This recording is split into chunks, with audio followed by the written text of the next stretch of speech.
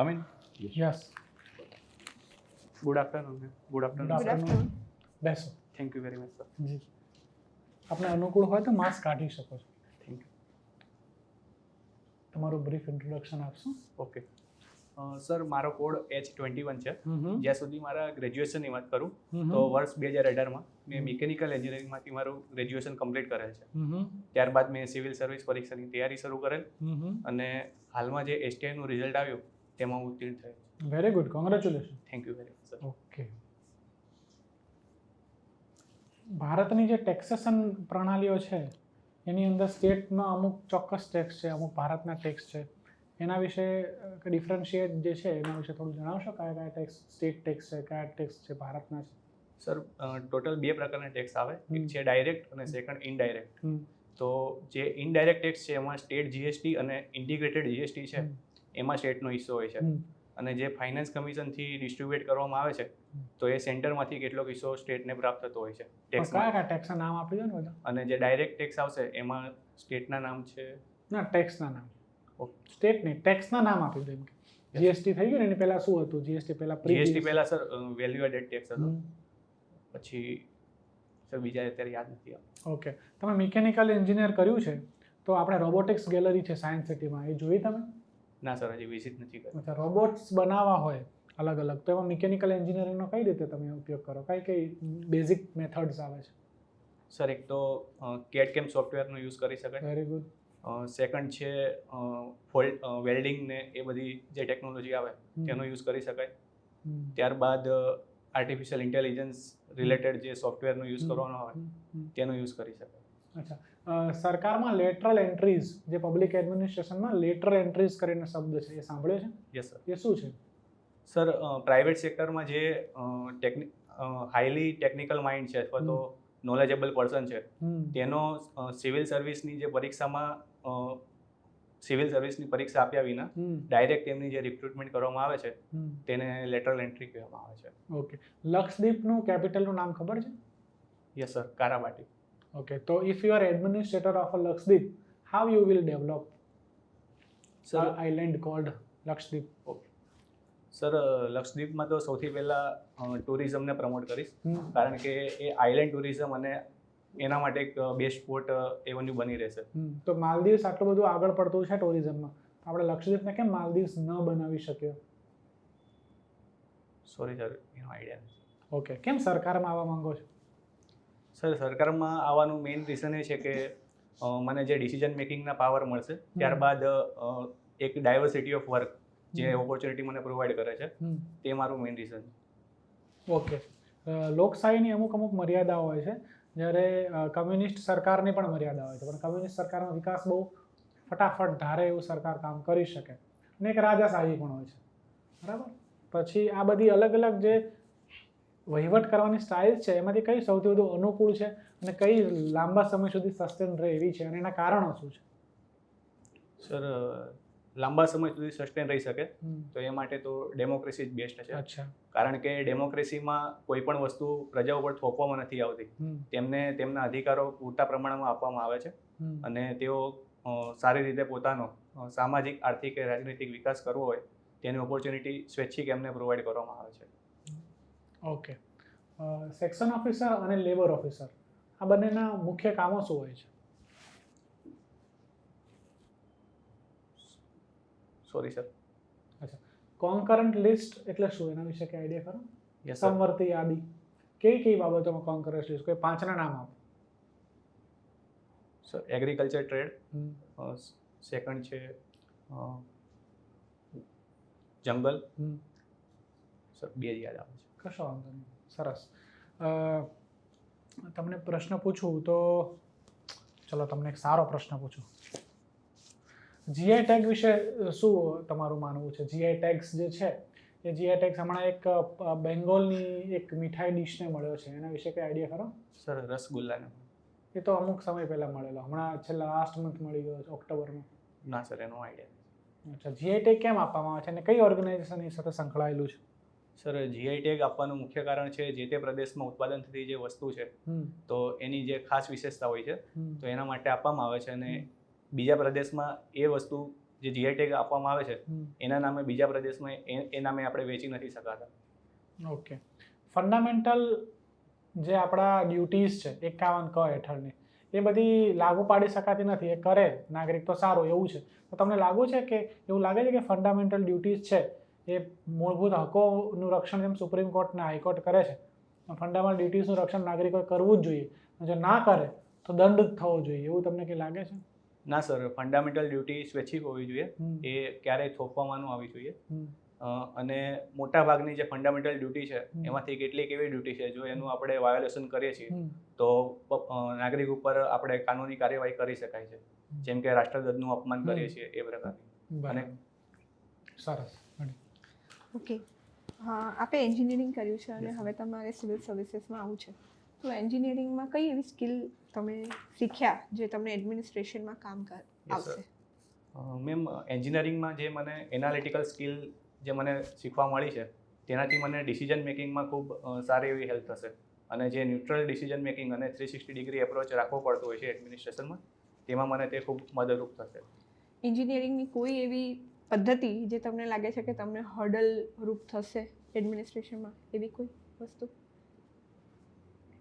ના મેમ, મને એવું લાગતું નથી કે કોઈ એવી પદ્ધતિ મને હર્ડલરૂપ થશે, પરંતુ એન્જિનિયરિંગમાં જે મને એક વસ્તુ શીખવા મળી છે કે અમારે મિકેનિકલમાં સૌથી મેઇન વસ્તુ છે મશીનની એફિશિયન્સી વધારવી.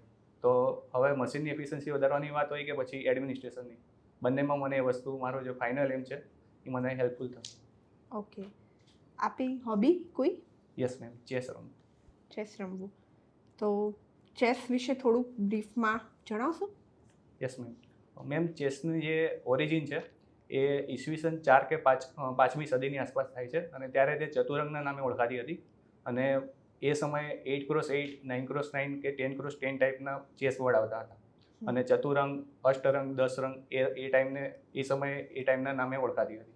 ત્યારબાદ સમયે એનું વિકાસ થાય છે, અને ત્યારબાદ ઇન્ટરનેશનલ ટુર્નામેન્ટ આયોજિત થવા લાગીને 1851માં લંડનમાં first time international chess championship યોજાય છે, અને આંતરરાષ્ટ્રીય ચેસ દિવસ 20 જુલાઈના રોજ ઉજવવામાં આવે છે, અને યુનેસ્કો દ્વારા એનું શરૂઆત કરવામાં આવી હતી.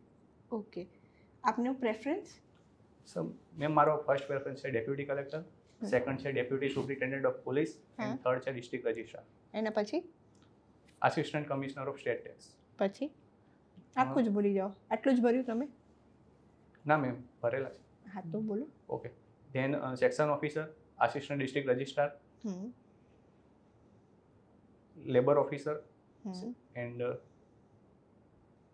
બીજા યાદ નથી આવતા. ઓકે. આવતા રસ્તામાં કોઈ હોર્ડિંગ્સ જોયા? Yes ma'am. કયા? મેમ, એક તો સીએમના એક તો હોર્ડિંગ હતું. શેના રિલેટેડ? મેમ, ફોટો જ જોઈ શક્યો છું ખાલી. ઓકે. બીજું કોઈ હોર્ડિંગ યાદ હોય તો? નો, સોરી. અહીંયા નીચે વેઇટિંગ રૂમમાં કોઈ પિક્ચર જોયું? યસ મેમ, પેઇન્ટિંગ્સ બહુ બધા છે. કયું પેઇન્ટિંગ ગમ્યું? મેમ, અહીંયા 3 પેઇન્ટિંગ છે, એમાં નેચરલ પેઇન્ટિંગ એક છે. શું છે પેઇન્ટિંગમાં? મેમ, એક્ઝેક્ટલી યાદ નથી, પણ એનું એક્ઝેક્ટલી યાદ નથી આવતું, સોરી. ઓકે, કોઈ વાંધો નહીં. ગો ગ્રીન સ્કીમ વિશે સાંભળ્યું છે? No. Okay. One nation one election? Yes. Okay. એના વિશે, એના ખાલી એક ફાયદો એક ગેરફાયદો. Okay ma'am, one nation one ઇલેક્શનનો એક મેજર ફાયદો એ થશે કે અત્યાર સુધી જે પોલિસી ક્રાઇસિસ થતો હતો, પોલિસી પેરાલિસિસ, એ એક આપણને એમાં ફાયદો થશે, અને જે કોમ્યુનિઝમ કે એ ટાઈપના જે વાયોલન્સ ને બધી બ્લેક ભ્રષ્ટાચારની એક્ટિવિટી બધી જે વધી જતી હતી એમાં ઘટાડો આવશે. કેવી રીતે ઘટી શકે એક સાથે ઇલેક્શન થાય તો? યસ મેમ, વારંવાર ઇલેક્શન થશે તો એના કારણે શું થશે કે વારંવાર નેતાઓ આવશે ને વારંવાર એ લોકોને ઇલેક્શન એક્સપેન્ડિચર કરવો પડશે. તો એના માટે આ બધી એક્ટિવિટીમાં આપણને એડીઆરના કે એના રિપોર્ટમાં જોવા મળે છે કે કરપ્શનની જે એક્ટિવિટી છે એ ખૂબ વધી જતી હોય છે, પણ એક જ વાર ઇલેક્શન થશે તો એમાં ડ્રાસ્ટિક ઘટાડો આવવાની પોસિબિલિટી છે. અને ગેરફાયદો એ થશે કે એક સાથે એક ઇલેક્શન કરાવવાથી કોન્સ્ટિટ્યુશનમાં મેજર ચેન્જીસ લાવવાની જરૂરિયાત છે, અને એક સાથે કેટલાક સ્ટેટની જે વિધાનસભા છે એના ટર્મ ક્યારેક લેટ પૂરા થતા હશે, કેટલાકના વહેલા, તો એક સાથે કઈ રીતે મેચિંગ લાવવું અને સેન્ટર સ્ટેટમાં જે કોન્ફ્લિક્ટ છે એને સોલ્વ કરવા એ પણ એક મેજર ચેલેન્જ છે. રાઇટ ટુ ઇલેક્ટ આપણી પાસે છે, તો એક સ્ટેટે right to remove from the positions એવું બી એક સ્ટેટમાં પંચાયત લેવલ પર છે. તમને ખ્યાલ છે એ વિશે કંઈ? No ma'am. Okay. Right to be forgotten એવો એક રાઇટ હમણાં ચર્ચામાં છે, એના વિશે કોઈ જાણકારી? Yes ma'am. GDPR રિલેટેડ છે અને એમાં એવું છે કે આપણે GDPR એટલે જનરલ ડેટા પ્રોટેક્શન રિજીમ જે યુરોપિયન યુનિયન છે એમાં આ પ્રકારનો એક રાઇટ આપવામાં આવેલ છે કે આપણો જેટલો પણ ડેટા છે કે આપણે જેટલી પણ માહિતી છે તો એને આપણે રિમૂવ કરવા રિલેટેડ છે. ઓકે. શું લાગે છે રિમૂવ થઈ જાય તો, ધારો કે તમારો કોઈ ડેટા છે, એ તમારો જ કોઈ વિડીયો છે, એ રિમૂવ થઈ જાય અત્યારે પ્લેટફોર્મ પરથી, તો ઇનફ છે, તમારે એ જ જોઈએ છે? ધારો કે તમારો કોઈ વિડીયો, માની લો કે તમે કોઈ રિયાલિટી શોમાં પાર્ટિસિપેટ કર્યું, તમારા વિડીયોઝ હવે સ્ટ્રીમ થાય છે, હવે તમારે એ સ્ટ્રીમિંગ નથી કરાવવું, તો તમે ખાલી એ ઓથોરિટીને કહો અને એ માનો કે આ રાઇટ ટુ ફોરગોટન આવી જાય તો એ રિમૂવ કરી નાખે તો તમારો પર્પઝ સોલ્વ થઈ જાય? નહીં મેમ, પર્પઝ સોલ્વ નહીં થાય, કારણ કે એવી પોસિબિલિટી છે કે બીજા કોઈએ પણ એનું રેકોર્ડિંગ કરી શકેલું છે, હોઈ શકે અથવા ડાઉનલોડ કરેલા હોઈ શકે. ગુડ. કલ્ચર વિશે ઇન્ટરેસ્ટ ખરા? Yes ma'am. ગુજરાતની કોઈ બી બે સારી હેન્ડીક્રાફ્ટની વસ્તુનું નામ? એક છે પાટણના પટોળા અને સંખેડાનું ફર્નિચર. ઓકે. કોઈ એવી જીએ ટેગવાળી વસ્તુ આખા ઇન્ડિયાની કોઈ બી જે તમે તમારી ઈચ્છા છે કે હું એ ખાઉં પીવું કે રાખું? ઓકે, દાર્જિલિંગની ચા. એ પીવાનું. Okay. So you enjoy playing chess. Yes. बच्चों के अंदर प्रवृत्ति लानी हो तो क्या करना चाहिए हमें चेस को लेकर के? सर, बच्चों को अंदर चेस के लिए जो मोटिवेशन बढ़ाना है तो चेस क्लब पहले तो खोलने चाहिए आसपास, और चेस रिलेटेड जो भी, जैसे हमारे यहाँ क्रिकेट का कल्चर है वैसे ही चेस का कल्चर डेवलप करना पड़ेगा जैसे ही रशिया में है, और चेस रिलेटेड कोचिंग वो अवेलेबल करानी होगी, और स्कूल में भी हम लोग ब्रेक में चेस का वो मैच शुरू करवा सकते हैं क्लासरूम में. So what are three prerequisite कि एक क्या होता है, हर एक गेम के लिए, हर एक स्पोर्ट्स के लिए एक इंसान बना होता है. क्या 3 क्वालिटीज़ होनी चाहिए कि आपको इस बच्चे को as a chess player groom करना है? बच्चे में क्या क्वालिटी होनी चाहिए? हाँ.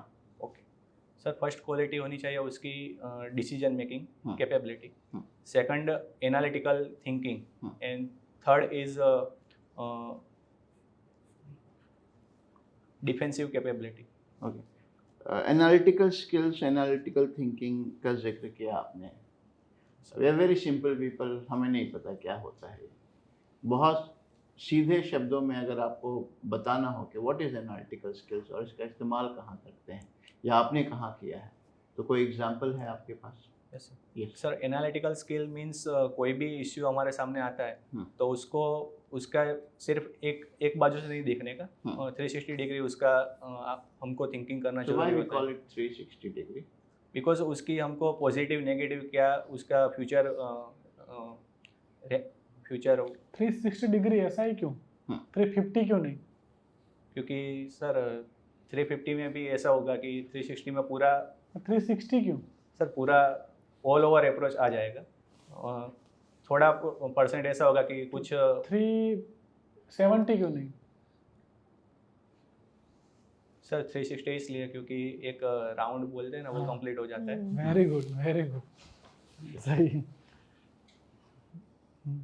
What is the difficult phase you have in your life? सबसे मुश्किल वाले जो phase रहा है वो क्या रहा है? Sir my second UPSC attempt. Okay, what was that? Sir corona lockdown था और मैंने 100 से भी ज़्यादा टेस्ट सीरीज दी थी, और 4 महीने दिन रात 16 से 17 घंटा सिर्फ उसी की तैयारी की थी, बट प्री क्लियर नहीं करवाया second time. Okay. Because question भी आते थे बट उस टाइम एग्जाम कंडीशन में थोड़ा कॉन्फिडेंस डाउन हो गया और प्री क्लियर नहीं कर पाया था. फर्स्ट टाइम क्लियर किया था? फर्स्ट टाइम भी नहीं कर पाया. ओके. तो थर्ड टाइम दे रहे हैं? नहीं, थर्ड टाइम मैंने ब्रेक लिया और जीपीएससी की एग्ज़ाम देने का सोचा, तो सिर्फ जीपीएससी पर ही फोकस किया, पहले 2 अटेम्प्ट में सिर्फ यूपीएससी पे। What is difference between GPSC and UPSC, क्या फर्क पड़ जाता है? सर फर्क मेन प्री में पड़ता है। हम्म। प्री जो लेवल है हम्म। वो यूपीएससी का प्री लेवल खूब हार्ड है। हम्म। और सेकंड मेंस में यूपीएससी में जो लैंग्वेज पेपर है वो ऑप्शनल है। हम्म। और जो ऑप्शनल के 2 पेपर आते हैं वो जीपीएससी में नहीं होते। ओके। और क्वेश्चन के जो वर्ड्स है लिखने के वो भी यूपीएससी में ज़्यादा है, तो टाइम लिमिट का बहुत सारा डिफिकल्टी रहता है यूपीएससी में compare to GPSC. Okay, I feel काफ़ी कंट्रीज़ ने ये आईएएस और आईपीएस का जो कॉन्सेप्ट था उसको एबॉलिश कर दिया है। जहाँ से कॉन्सेप्ट आया वहाँ भी नहीं है। मुझे लगता है ये कॉन्सेप्ट काफ़ी दिन तक हम लोगों ने ढो लिया है। We need to have different model of bureaucracy, और maybe we should be done with bureaucracy. We should have a different model of governance. अगर आपको रिकमेंड करना हो कि क्या चेंजेस ला सकते हैं तो क्या तरीका होगा? सर ये जो मॉडल है मेरे हिसाब से तो सही है, लेकिन जो नॉलेज बेस जो हमारा ब्यूरोक्रेसी का मॉडल है उसके बदले हमको एक्सपर्ट बेस जो लोग हैं उसको इंक्लूड करना चाहिए। सो what is expert base? Expert means कोई भी फील्ड होगी उसमें उसकी एक्सपर्टी होगी, तो जो 21st सेंचुरी के जो प्रॉब्लम्स है वो ज़्यादा जल्दी से चेंज हो रहे हैं और खूब ही बहुत से डिफ़िकल्ट भी है। तो उसके हिसाब से उसको जो टैकल करना होगा तो उसके लिए वैसे प्रकार का इंसान हमको चाहिए होगा एडमिनिस्ट्रेशन में। सो इंडिया में 1947 में क्या चैलेंजेस थे और आज क्या चैलेंजेस हैं, कितना फ़र्क आ गया?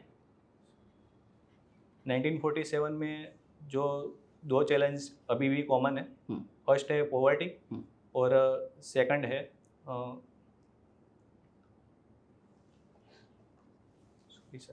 Poverty. What are sustainable development goals? Sir United Nations जो संस्था है वो सस्टेनेबल डेवलपमेंट गोल उसके द्वारा 17 सस्टेनेबल डेवलपमेंट गोल प्रोवाइड किए गए हैं। और उसका मेन एम वही है कि कोई भी इंसान हो या कोई भी क्षेत्र हो उसमें इंसान का ऑल ओवर डेवलपमेंट हो, और फ्यूचर में भी जो इंसान आने वाला है उसका भी हम ध्यान रखें।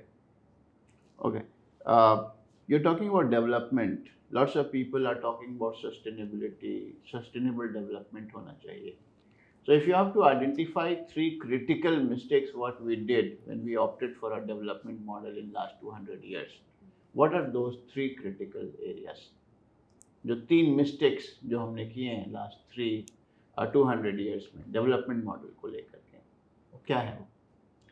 सर फर्स्ट है हम लोग जो इंडस्ट्रियल पॉलिसी है हमारी तो उस पर हमने मेजर फोकस नहीं किया। हम एग्रीकल्चर से सीधा सर्विस सेक्टर पर जंप कर गए। नहीं, I am talking about global development. Yes, okay. Sir जो साइंटिफिक डेवलपमेंट हो रहा है वो हमारी पर्सनल नीड ओरिएंटेड है। वो ऑल ओवर ह्यूमन को कैसे बेनिफिट होगा, एनवायरनमेंट को कैसे बेनिफिट होगा उसके बेस पर नहीं है। हमारी नीड कैसे संतोष आती है उसके आधार पर हो रहा है। उसके हम रेमिफिकेशन अभी भी देख ही रहे हैं क्या क्या हो रहा है। सेकंड जो मशीन का यूज़ हो रहा है तो उसमें भी ओवर मशीनाइजेशन हो रहा है। तो सर ગુજરાતીમાં બોલો સર જે મશીનનું ડેવલપમેન્ટ થઈ રહ્યું છે તો એના કારણે મશીનીકરણનું પ્રમાણ વધી ગયું છે, તો એના કારણે પણ જે સમગ્ર વિશ્વને એના પરિણામો ભોગવવા પડ્યા છે। ત્યારબાદ થર્ડ ડેવલપમેન્ટની જે વસ્તુ છે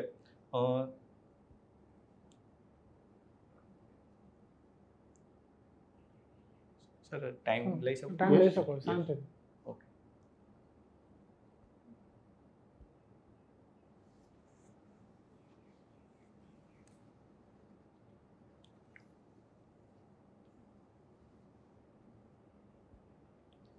क्वेश्चन रिपीट करिए, क्वेश्चन वो समझे नहीं। Okay, I'll come to another question.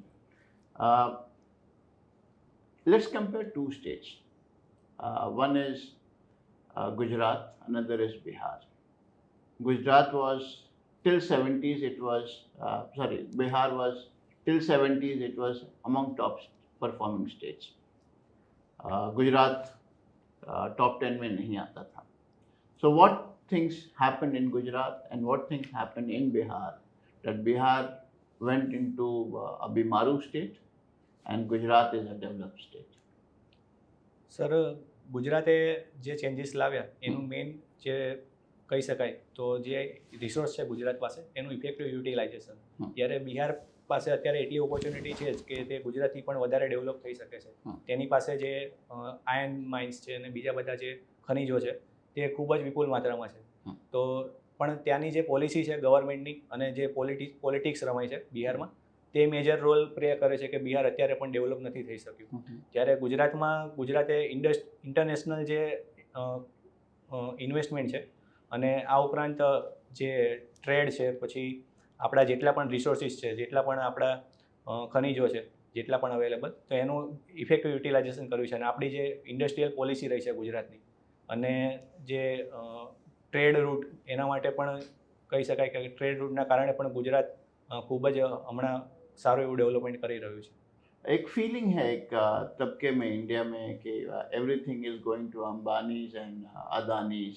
जो अमीर है वो अमीर होता जा रहा है और जो गरीब है वो गरीब होता जा रहा है.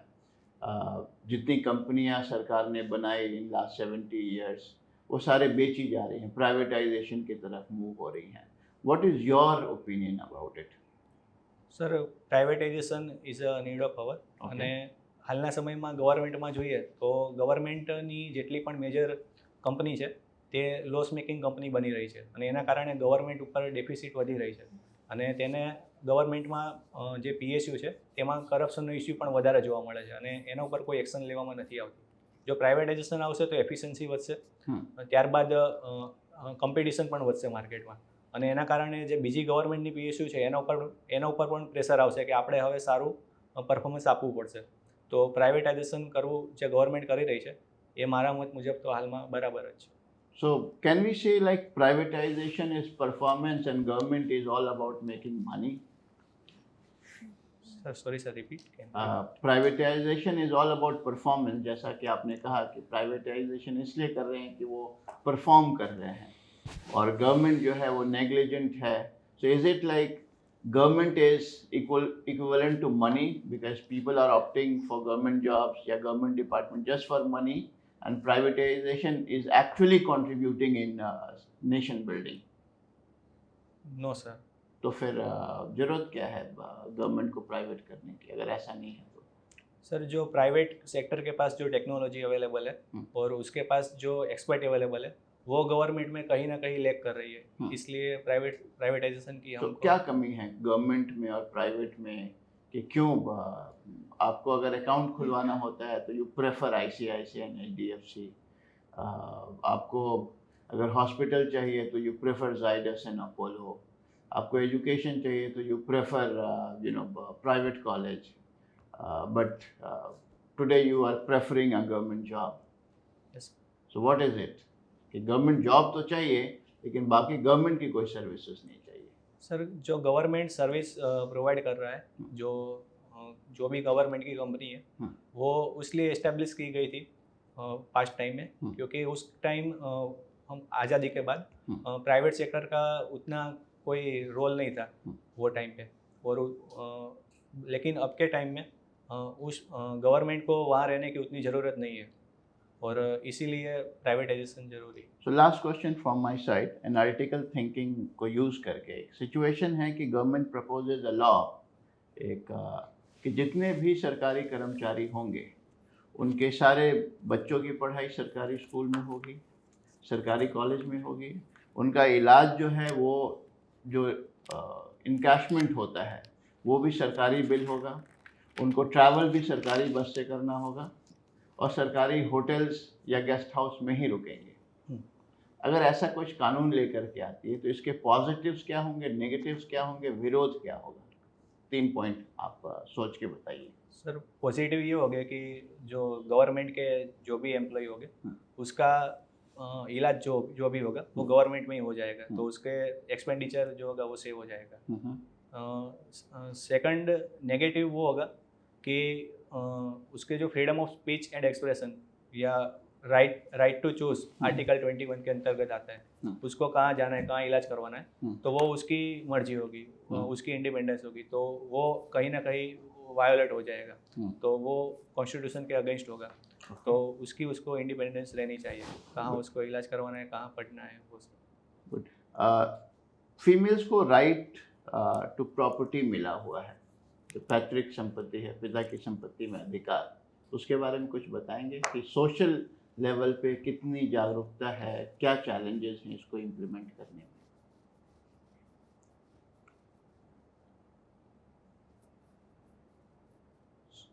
ओके, इन ह्यूमन राइट्स के बारे में कुछ बताएंगे आप?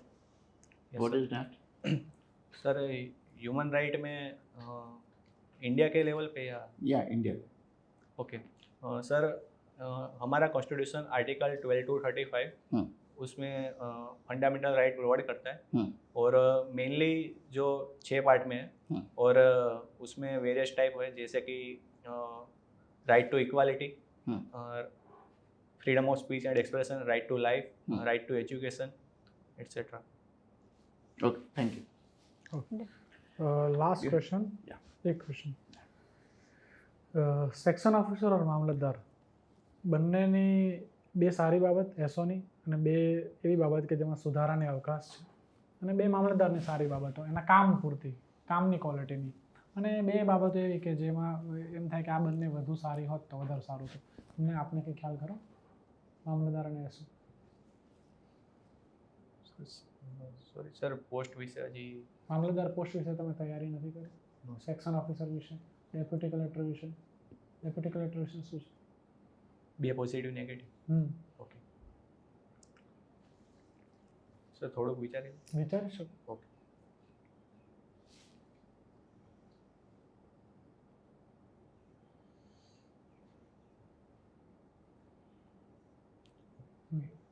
નેગેટિવ બોલે સર, જે ડેપ્યુટી કલેક્ટરમાં જે એમને લેન્ડ ગ્રેબિંગ એક્ટ અંતર્ગત જે પાવર આપવામાં આવેલા છે, તો એમાં કેટલીક વાર એવું બને છે કે ભૂલથી પણ ક્યારેક કોઈ જમીન જે નોલેજેબલ પર્સન નથી, એ ભૂલથી કોઈક જમીન એના હિસ્સામાં આવેલી હોય છે, તો આવા સમયે એના ઉપર જે લેન્ડ ગ્રેબિંગ એક્ટ અંતર્ગત આપણે એક્શન લઈએ છીએ તો એ અયોગ્ય ગણાશે. એના બદલામાં એને સમજાવવો જોઈએ અને એ જમીન આપણે સરકારમાં લઈ લેવી જોઈએ. તો એક જે ક્યારે લેન્ડ ગ્રેબિંગ એક્ટ ક્યારે આવ્યો? હમણાં જ ગુજરાત ગવર્મેન્ટે. ડીસી પોસ્ટ તો ઘણી જૂની છે, એના સિવાય બીજા ઘણા કામો છે લેન્ડ ગ્રેબિંગ સિવાય. Yes sir. It's very recent phenomenon. Other phenomenon? Sir okay, ચાલો એક સિચ્યુએશન બેઝ ક્વેશ્ચન. તમે જે તાલુકામાં છો ત્યાં યુનેસ્કોની એક વિરાસત સ્થળ છે, બરાબર? અને એક યુનેસ્કોની ટીમ આવી રહી છે, એ વિરાસત સ્થળે ચેક કરવા માટે આવી રહી છે, જોવાઈ રહી છે, અને તમને ઉપરથી સચિવાલયથી એવી સૂચના છે કે તમે એમની સાથે રહેજો, અને એમને યુનેસ્કો પેલા માટે ચેકલિસ્ટ ભરવા માટે આવી રહી છે, એ બધું બરાબર છે કે કેમ? અને સાથે સાથે તાલુકામાં કોઈ એક જગ્યાએ મર્ડર થયું છે, તો એવી ઘટના બની છે કે પોલીસ તમારી સાથે રહીને કામ કરવા માંગે છે, તો તમે શું કરશો? બંને પરિસ્થિતિ એક સાથે નિર્માણ પામી છે. સર રિપીટ કરી શકો? પ્રશ્ન રિપીટ કરું? યસ. તમે એક જગ્યાએ તમને સચિવાલયથી ઓર્ડર આપ્યો છે કે તમારે યુનેસ્કોની જે પેલી સરસ મજાની વેબસાઇટ પાટણની રાણકી વાવ છે, એ તમારે બતાવવા જવાનું છે, જસ્ટ ફેસિલિટી આપવા જવાનું છે કે આટલી સરસ છે. અને બીજી બાજુ એ જ તાલુકામાં ત્યાં મર્ડર થાય છે અને પીઆઈ ઈચ્છી રહે છે કે as a executive magistrate, Mamlatdar as a executive magistrate છે, તમે ત્યાં હાજર રહો. તો હવે તમે કઈ જગ્યાએ જશો? એમ બંને જગ્યામાંથી પહેલાં ક્યાં જશો અને શું કરશો? અથવા તો તમે કોઈ નીચેના સ્ટાફની મદદ લેશો, ઉપરના સ્ટાફની મદદ લેશો, શું કરશો? સર, મારી પ્રાથમિક જવાબદારી જે યુનેસ્કોની ટીમ આવી રહી છે તેની સાથે જવાની રહેશે, કારણ કે એ એક ઇન્ટરનેશનલ લેવલનું આપણું જે ઇન્ડિયાનું રિપ્રેઝન્ટેશન ગણાશે. અને જ્યાં સુધી વાત છે મર્ડર થયું છે તે સ્થળે જવાની, તો ત્યાં મારા નીચેના અધિકારીને હું મોકલીશ, અને તેની સાથે કોઈ પણ પ્રકારની તેને ગાઈડન્સની જરૂર પડે છે કે મદદની જરૂર પડે છે તેની અપડેટ હું આપતો રહીશ, અને એની પાસેથી ફીડબેક પણ લેતો રહીશ કે કયા પ્રકારની કામગીરી થઈ રહી છે. અને જો કોઈ એવી જરૂરિયાત જણાય અને આકસ્મિક જરૂર પડે છે મારી, તો હું ત્યાં પણ અવેલેબલ થઈશ. મર્ડર થયું છે ત્યાં તમે કોને મોકલશો એઝ મામલતદાર તરીકે? તમે પોતે જશો કે ડેપ્યુટી કરેલા કે બીજું બી તંત્ર હોય છે મામલતદાર સિવાયનું? કોણ જાય મર્ડર થાય તો? Sir, PI. Very good. અને તમારા સ્ટાફમાંથી કોઈ? સર, એનો આઈડિયા નથી. ઓકે, આપણો ઇન્ટરવ્યૂ પૂરો. Very good. See, I really like your appearance, body language, confidence, speech, gesture, facial expression, everything is up to the mark. અને ટિલ ડેટ આજના દિવસમાં જે પણ આ એમાં તમે સૌથી સારા કેન્ડિડેટ છો, એટલે અભિનંદન. એક મિકેનિકલ એન્જિનિયરનું તમે સારું જાણ્યા છો. એસટીઆઈનું પૂછ્યું હતું આપણે? એસટીઆઈ નથી પૂછ્યું. Eye contact is really good. Current અફેર્સના મેં તમને 2-3 પ્રશ્ન પૂછ્યા, તમે ન આવડી શકે એટલે તમે 10-12 દિવસનો કરંટ અફેર્સ યુટ્યુબના વિડીયોઝ જોઈ લેવાના. અડધી કલાકના વિડીયો હોય છે 1 મહિનાના, તમને ખ્યાલ હશે. સર છેલ્લા 20 દિવસનું બાકી છે. ના, 20 દિવસનું ચાલશે, આપણે 6-8 મહિના એટલે 6-8 મહિનાનું કરી નાખજો બધું. ડીસી, ડીવાયએસપી, એસઓ, જીએસટી આ અંગેની માહિતી કરી જ નાખજો. એના ઉપર જ ઇન્ટરવ્યુ બને આખો, એવું પણ બને.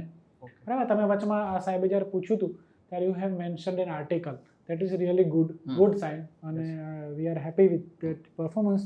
એક્સપર્ટ બેઝ સોલ્યુશનની તમે વાત કરી હતી લેટરલ વાળામાં અને પેલામાં, એ પણ બહુ સરસ હતી. તો overall your interview is very good. I personally appreciate you. પણ તમારું થોડું જે ફેક્ચ્યુઅલ નોલેજ છે એ કરજો. બાકી તમારા જે the way you speak, the way you express yourself is really good. I'm happy. Good enough. તમે થોડા ભૂખ્યા છો? યસ. હે ને? થોડું ટાયર્ડ લાગે છે. ક્યારે છે ઇન્ટરવ્યુ? 30 તારીખે. ઓકે. મેક શ્યોર ત્યાં આવું ભૂખ દેખાય નહીં, કંઈક મંચિંગ રાખવાનું જોડે જે તમે ત્યાં બી ખાઈ શકો, કેમ કે ત્યાં બી તમારો વારો ક્યારે આવશે you never no. Okay, so make that habit.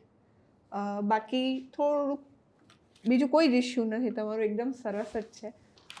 થોડુંક શોલ્ડર્સ બહુ ઢળેલા છે, ઓકે, થાય તો થોડુંક કટાર બેસવાનું ટ્રાય કરો, અધરવાઇઝ बाकी इज गुड.